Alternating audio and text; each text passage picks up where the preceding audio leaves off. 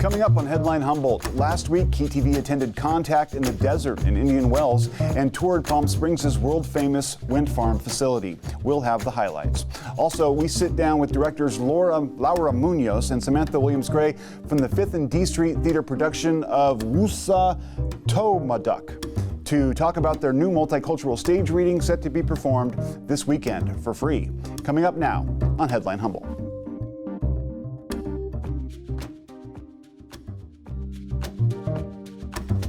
From the top of Humboldt Hill, this is Headline Humboldt. I'm James Falk. Thanks for joining us. Living in a multicultural world can be complicated. Divisions seem to breed like cats, and all too often humans are content to stay within their particular bubbles and barricade themselves with only those folks who look and act like they do. Politics has become a particularly septic breeding ground for these divisions, and as we approach the 2024 election, with all the attending vitriol and hyperbole, we can already see people forgetting the importance of seeking out similarities and building cohesion. One realm that still allows for much in the way of understanding and community is the arts. No matter your background or experience, using creativity to help tell your story and foster understanding is a universal human proclivity. And this weekend at the 5th and D Street Theater, a new play will launch that may help folks on the North Coast better understand themselves and their neighbors. Directors Laura Muñoz and Samantha Williams-Gray will join us shortly to talk about how this event came about and what it will entail. But given the wide gulfs that now seem to divide one part of America from the other, perhaps we can learn from such endeavors and through the arts find a more secure and reasonable accommodation for points of view and perspectives that too often are ignored. Here's hoping, but better than hope, as always, is action, and these folks are doing their part. But first, the news. With a massively large and expensive wind project now in the offing for Humboldt County, KEET this past week took the time to tour the largest wind farm in California. Given the environmental and economic issues we all face, it's become increasingly clear that something has to change in how we produce and transmit electricity. The days of coal-fired plants and fossil fuels may be numbered, but what comes next? And how will this transformation impact our little corner of the continent? On paper, for many, the proposed Humboldt County offshore wind project seems like one answer. According to many, it's a no-brainer, and perhaps that's true. But the size and scope of this project and the equipment it will deploy will certainly have an impact on people here as well as the landscape. By touring the Palm Springs wind facility and getting a closer look at the size and scope of the technology, we hope to offer a more realistic sense of what it will mean. The sun rises behind us in the east and heats up the desert air. Hot air goes up, creating a vacuum underneath it. The vacuum draws in cool air from the ocean, and the cool air comes here, again from the west, and hits these two peaks. These are the tallest peaks in Southern California, San Gorgonio on the right and San Jacinto on the left. The cool air cannot go over that peak, so it's basically gets pushed into the trough between the mountains, and it just comes right down here. So it gets funneled right down here. It's like a natural funnel here, and that's why it's so easy to harvest the wind here. As Humboldt County considers a future that could place it at the heart of the nation's plans to provide safe and clean wind energy to California's grid system, KEET-TV visited the massive wind farm located in Palm Springs, California. While the two projects are different, the sheer scale of the machinery on site in Palm Springs may help Humboldt County residents better understand the type of gear that will soon be manufactured and delivered out of the port of Humboldt Bay. Tour guide Amir is a dyed-in-the-wool advocate of wind power. He drove us around the site on the back of a souped-up golf cart. Naysayers will always find a reason to say no. Are you looking for 100 absolute solution? There's no such thing. Not yet. Hopefully someday. Yeah, but if you don't get 100% and you get 95%, you need to be happy about it. The primary difference between the two projects are that the wind turbines to be placed off the Humboldt County coast will be massive, much larger than those on display in Palm Springs. While they will be placed so far off the coast that from the shore, the installations will only be visible with binoculars. Yet they will be manufactured out of Humboldt Bay and from there delivered to the installation site. In Palm Springs, each turn of the most massive turbines produces enough power to energize one family home for one day. On average, the turbines spin 60 times per minute. And with the turbines off Humboldt Bay slated to be quite massive, their potential for power generation is vast. This industry basically bigger is better in this, because the bigger they are, the more swept area they have, the more they can harvest, the more energy they can harvest. Okay.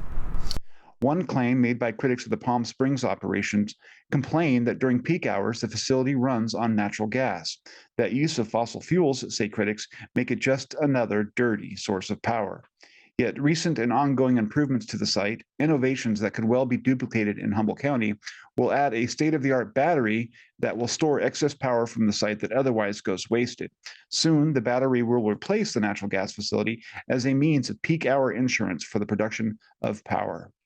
What remains clear is that as Humboldt County prepares now to enter the wind power fray, innovations and improvements will continue to get made. And we can hope that as the decades pass, people will look back on our decision to move forward as the right one for the time and for the community. I've been covering the recent national interest in UFOs and UAPs both as part of this show and now as part of our growing podcast on the subject, Neon Galactic. While I personally don't advocate for your belief one way or the other, two conversations I had recently at Contact in the Desert, the world's largest UFO conference held in Indian Wells, California, speak to why I find this subject so fascinating. It's not little green men. Humanity has recently decided, as it has many times before, that it has the bulk of the world's mysteries figured out. This arrogance persists even as we have no idea what makes up over 95% of the matter in the universe. Dark energy and dark matter both confound our greatest minds, and yet we continue to have zero clue as to what they are. Don't believe me? Look it up. In the past, we suffered from this same sort of hubris. Before quantum mechanics and relativity theory, the most prominent scientists of the day were openly declaring that but for some minor mechanical details, physics was a dead pursuit. All the questions had supposedly been answered, and this was before we had nuclear bombs, atomic power, jet airplanes, and space travel.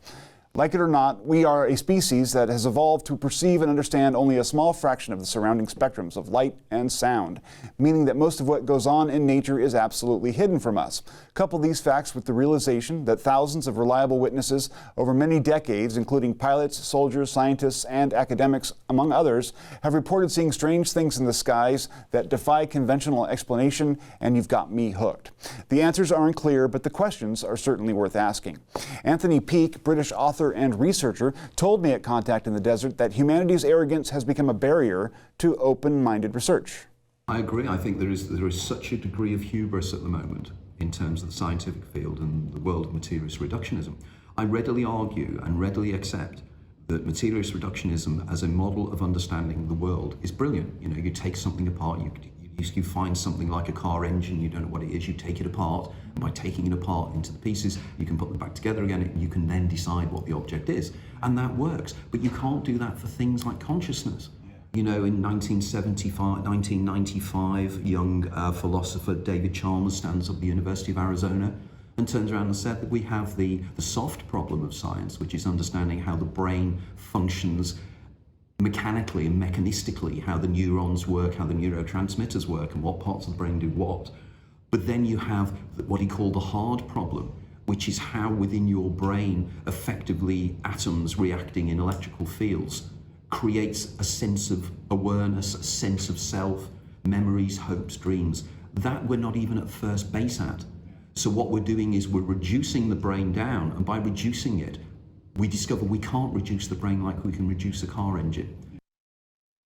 Author Kelly Chase from the UFO Rabbit Hole podcast and the fledgling company Ontocalypse Productions said embracing mystery and opening our minds to previously dismissed possibilities can help us all to better inhabit and enjoy the world.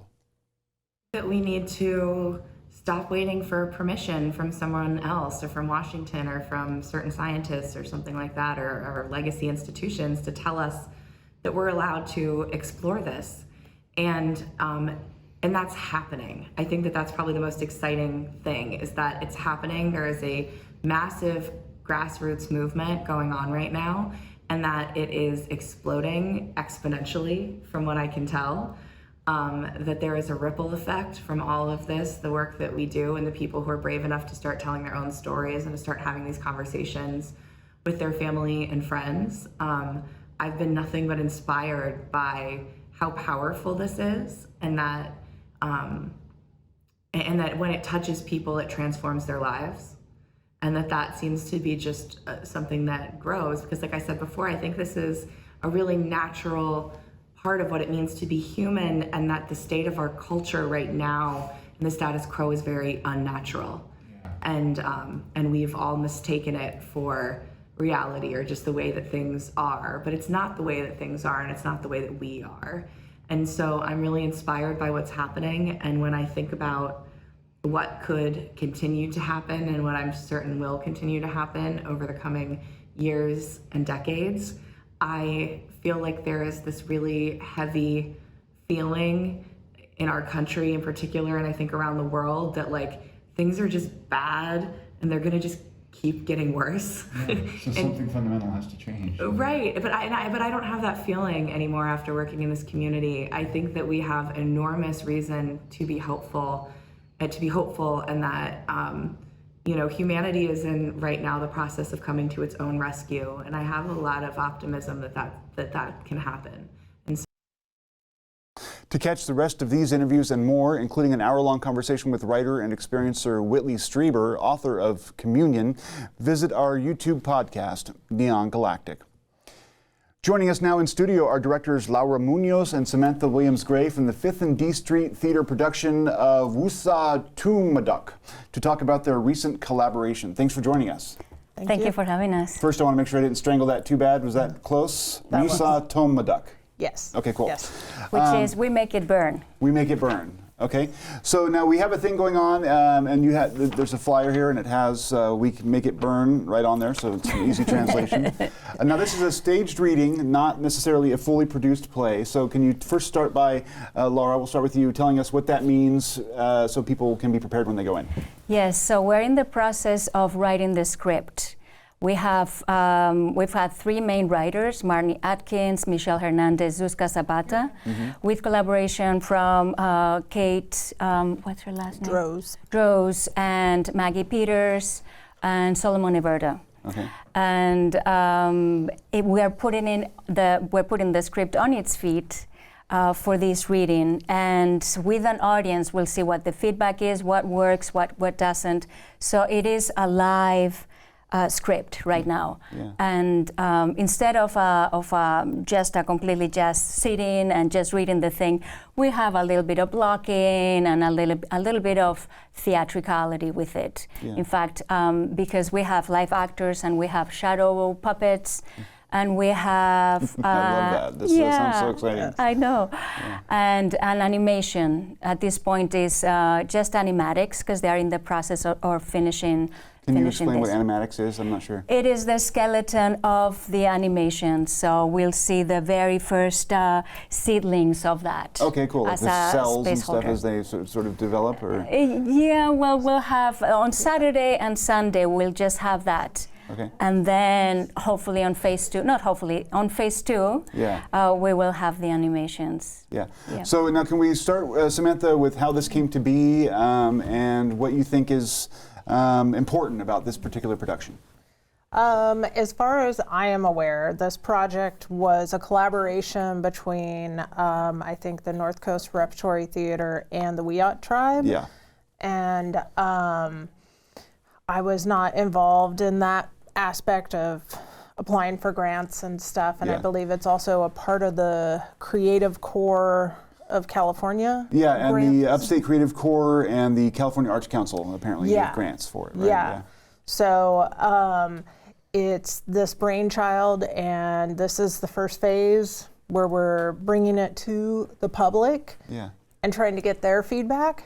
Yeah. And then we'll go back and work together and rework the script and carry it into phase 2. And I think this is a really important project because we are on Wiyot land. Yes. And so highlighting Wiyot storytelling and important aspects of cultural, important cultural knowledge that's been passed on since time immemorial, that is shared with the greater community in this area. And I think it's really very exciting. There's numerous Salutluk words in the script, and we're getting a glimpse into the experiences of these characters. Yeah. So can I ask if is it fictional or is it adopting like sort of oral tradition in order to make it something that can be presented to the public? How is the story coming about? Do you know? Yes, it is fictional. Okay. However, there are elements of traditional stories. I love it. Yeah, that's fantastic. Worked into it that are represented through the animation and also the shadow puppet work. Cool. And but then there's some, I guess I would say, common storylines for Native American college students that surface in this play, and not just Native American college students, but Native folks in general. Yeah. Wow. There's a lot of people involved. Can you talk a little bit, I guess we'll go to you now, Laura. Can you talk a little bit about the complexity of working with so many cooks in the kitchen? I mean, there's probably a lot of different visions, but it seems like you guys are finding out your way forward. So how did that come about? Yes, it is a totally collaborative process. Yeah. Like Sam said, we have 2 artistic directors, and these are Michelle Hernandez and Zuzka Zabata, and then 2 stage directors. So we have a cast of, let's see, I'm going to name them all, if you help me if I forget somebody. So we have Deja Coleman, Maggie Peters, Solomon Everta, Nek Lowry, Armando, and I don't remember. Peña, that's right, sorry. Okay. It's all right. He's on the audition just a couple of days ago. And then we have a lot of support. We have our producer, Calder Johnson from NCRT. Yeah. And his team, they've been wonderful, you know, all Victoria and Brian and everybody very supportive. And so we have a huge team, and you know, it's a lot of listening and seeing where the thing is going, also coming with a point of view, but accommodating, and also questions. Constant questions and bringing them back to the writers, and you know, so it's been challenging and beautiful both. Yeah. Now, one of the things that the press release says is that there's going to be an opportunity after the readings in order for there to be engagement with the audience between the performers and the people on the seats. That sounds fascinating to me, especially surrounding these issues and these stories. Can you talk about the value of that from your perspective? I think the value of it is that we want direct audience feedback for the storyline. It's almost like workshopping in a way, right? It is. We're bringing them in as collaborators also, because maybe certain elements of the performance are very clear to us because we've been living with it for a while now, but it may not come across clearly to the audience. So we're trying to find those moments so that when we do move into phase 2 and potentially phase 3, we get to have a really amazing, super high quality product and take that out to the world. And I think that it'll be great to include the audience in and really get their feedback and work with that. Yeah, absolutely. I mean, it's an advantage for the writers and for the directors and everything else to get a sense of what's working and what's not. It's like a focus group for Hollywood, except you're doing it in a much more organic and community-oriented way, which I think is fascinating. It seems like doing things like shadow puppetry and things of that nature are, from my perspective, seem challenging and kind of different for a dramatic production. Can you talk a little bit about what that's going to look like for folks, and how challenging was it to sort of do something like that? So I want to mention James Hildebrand. He has been our puppet maker, and he made beautiful puppets. So we worked a little bit in isolation from the animation. So in the next phase, there'll be a little bit more cohesiveness in terms of the images that we see. But you know, we have the puppets are, we have an overhead projector, so some of them are like landscape that moves. We have puppets, rod puppets that you hold, and just the human shape. You know, we have a hand and a flashlight, and so it's very basic and simple. In a way, I think of shadow puppetry as the beginning of cinema. Yeah, you know, absolutely. a slide an image Yeah. in the spot. No, that's beautiful. On the spot. So I understand phase one. This is phase one, kind of workshopping it and doing it in public and doing a dramatic reading. Stage two would be a much more developed and finalized version of the play, right? What does stage three look like, and what can people look forward to? And if there are opportunities for people to get involved and either help fund it or help seed it for the future, what can people do? Yes. Phase two is we will turn this into a full-scale production and open it up to probably about 3 weeks to a month, I would imagine, of shows and performances. Like a regular dramatic run or whatever that you'd see Right. at the theaters, yeah. Right, just a normal play. And then phase three would really be to take this performance on the road and maybe take it out to some of our local reservations, and also potentially, I mean, we have kind of high hopes, I think, for like the Autry Museum down in Southern California. That would be amazing. And I think that if people wanted to help support this, they could definitely contact the Wusatoumuduk tribe directly and say, we'd like to throw some money at this project. Absolutely. And because, I mean, that's the money is coming from them and the grants in order to help develop this. So the more money they have, the more they can help develop it, right? I mean, pretty basic relationship economically. Yeah. So if people like this kind of work and they want to see it more developed, please contact the Wusatoumuduk tribe. Yeah, that's fantastic. So now you guys are co-directors. I'm wondering how you guys, I've been a part of productions and I've got a director, he's up in the booth up there. I don't think he'd be very good with another director. I mean, no offense, Sam, but how do you guys balance it out? It's very organic. Yeah. We didn't know each other very well. I knew of Sam, and I've seen her, and I knew that she's an artist and somatic educator. It's been very organic. It's, I mean, she was originally more focused on the actors, and I was more the integration of all the different media. Yeah, okay. And now it's like we're both doing both things. Yeah. Now, so it's a free reading, so people, this is something that you can go and enjoy on Saturday and Sunday, and the times on that are Saturday, June 15th at 7 p.m. and Sunday, June 16th at 2 p.m., right? Yes. And you can go and watch them do this, and it's free. So this is quite the treat that's available for the community.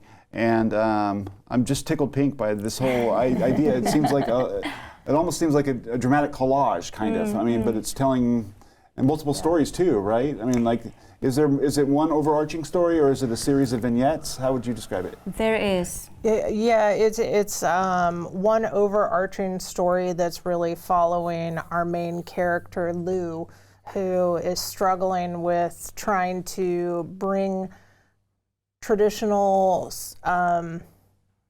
cultural knowledge into practical application in a modern day setting. Yeah. And she's going to college and dealing with just life as an Indigenous college student, and then that's supported by some of the traditional stories and also a little bit of sort of magical in-between dream world kind of storytelling also to give some depth to the whole story. Yeah. Your shirt says decolonize academia, which I love. Does that speak to sort of the same issues, do you think? And can you talk a little bit about where you went to college? Yes. You sound like you had, and I don't mean to be stupid about it, but yeah, you sound educated. So my question to you is, does this speak to your experience having gone to university? And yeah, I guess that's it. Yes, most definitely. I had a unique like elementary and high school experience. I left high school early because it wasn't for me. Yeah. And higher education has been very problematic for me, and it really there's still not a lot of space for Indigenous thought and perspective within higher education. Yeah. And it just, after years of dealing with it, it wears you down. Sure. Yeah. So it's but it's, I mean, every Native college student I know has dealt with it. Yeah. And, you know, beyond just Native students, pretty much anyone of color has to deal with this when they go to college. Yeah. because there are power systems that are in place, and if you're not from that power system, a lot of times you get shunted aside or ignored or whatever else. And part of, something that I like to cover in various ways is that we have a culture here that thinks it has the only way of knowing anything. And there are various ways, various systems that have been around for sometimes thousands and thousands of years that are just as effective, if not more, and definitely more capable of living on this planet without the exploitation and abuse that we see everywhere around here. Well, I appreciate it. Is there anything that I didn't ask that you guys would like to bring up? I'm kind of trying to build my conception of it as we go, and I'm not quite, there's so many elements that it's a mystery, and I find that even more intriguing. Yeah, I love that you say that. I just want to invite people to come and to support this effort, collaborative effort, and really, build this part of the culture, a different culture. How do we move forward in a different way, the way we're working and different stories being brought forward, and just come and support it, because we need an audience. Theater is this side and then the audience, so we all need to do our part. Yeah. And I think it's going to be beautiful and fun and mysterious and all of it. All of that, yeah. Real quick, Samantha, do you think that this kind of play and this kind of work goes to address some of those issues that you were talking about, like in higher education? And does this help people who are maybe outside of that cultural sphere to better understand I hope so. The limits and problems? Yeah. I really hope so. I'm not sure. I think that art is one of the best bridges into pulling together cultural divides, and I think that it becomes really important because art opens us up in this other form of expression to where you can feel it in a more whole-bodied experience, to hear these stories from an Indigenous perspective. And I think the theatrical aspects of it are just so much fun, and it just adds these different, very creative elements to it. And I think we all live on Wiyot land here in this area of Humboldt County.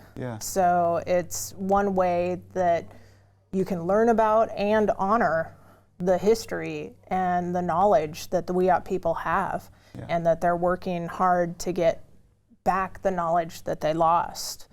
So it's, I think it's great. It should be a lot of fun.